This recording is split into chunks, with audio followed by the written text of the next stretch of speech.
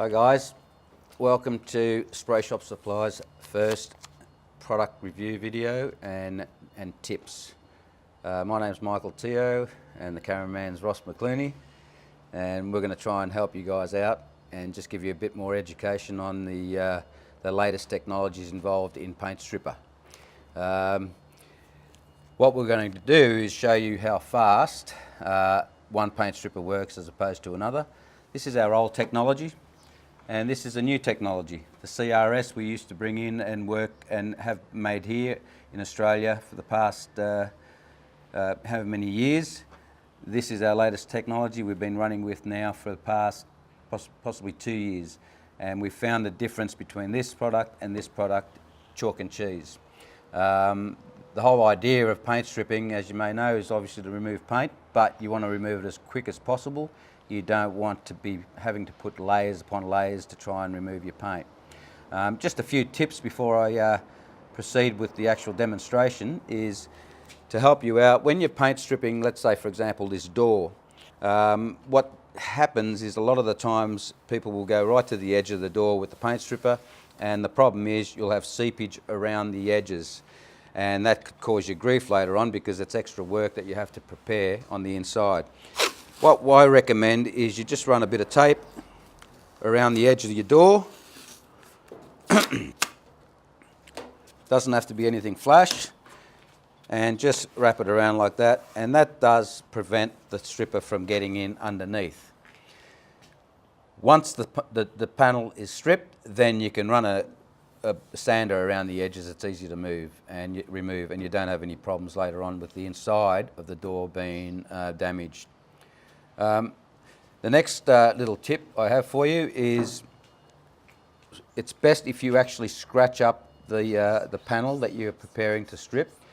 Some people will use a screwdriver. I've always used just an old scraper.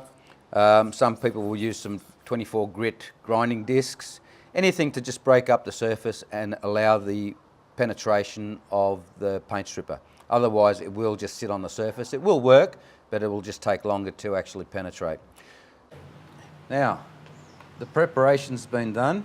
You've masked up the area that you want to keep from seepage.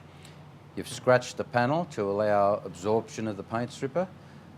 The next thing you do is safety glasses or glasses of some kind, gloves, and in some cases, if you're in a confined area, a mask, just because this stuff really smells pretty bad. Now what we're going to do is we're going to do this at the same time. We've got the GRP product here, and we've got the CRS product here. Now I will say this was our old product that we used to sell in the market, and we've developed a new one from another Australian company that we believe is far more superior than the old CRS. So we're going to put this on at the same time, so we'll make a fair and even test. There we go. Apply that on. And get this one on as well.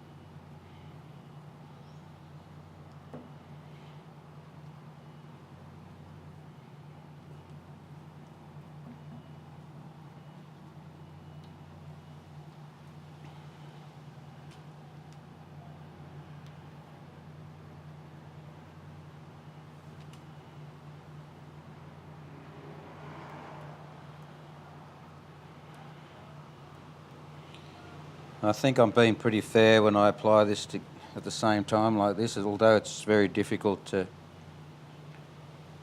try and get this on.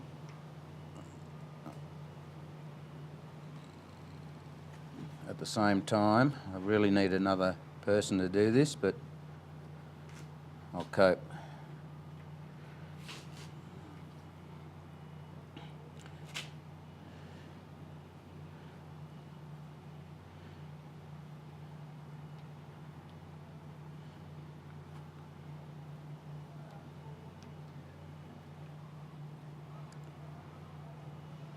Okay.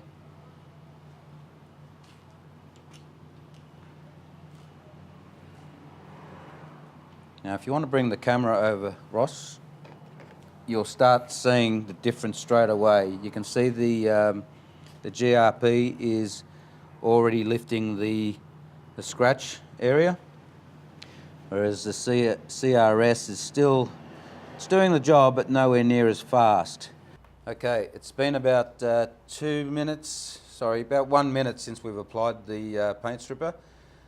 As you can see here, you can already see the lifting of the paint on the GRP product. The CRS is working but very slowly. It's still thinking about it. I'm just going to play with it a little bit prematurely, but you can see that the paint's coming off there, and it's nothing. It's actually drying on the surface. So just another tip as well. When you're using paint stripper, if you're using it and applying it on a very hot day, it's best if you can throw a sheet of plastic over the area. What that will do is it'll trap the solvents and prevent the paint stripper from evaporating, and it'll actually help absorb the paint stripper into the paint a lot quicker. But we'll just let that sit there for a few more minutes and then we'll go back to it. Okay, just one thing I want to show you now. As you can see with the GRP paint stripper, you can see the scratch marks that I've placed into the paint earlier. It's starting to actually bleed through underneath that and starting to lift it. On the old previous product, the CRS, it's actually done nothing just yet. It's still just sitting there. What may happen here is the product may actually dry before it has time to remove the paint. Here it's starting to really bubble up. You can see that now. So it's a good indication that it's actually seeped in all the way through underneath the paint. You can see the movement. It's only been about 5 minutes, so the product is working extremely fast. And here it's starting to really accelerate. You can see the bubbling.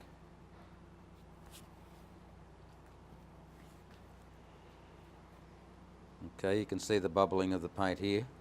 If I just touch it, that'll just remove it like that. That's actually down to the metal there. That is still doing nothing. So,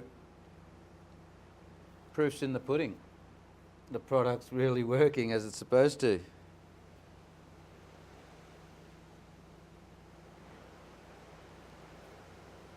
Okay, at this stage now we could actually just slide that off, and there's your paint stripper.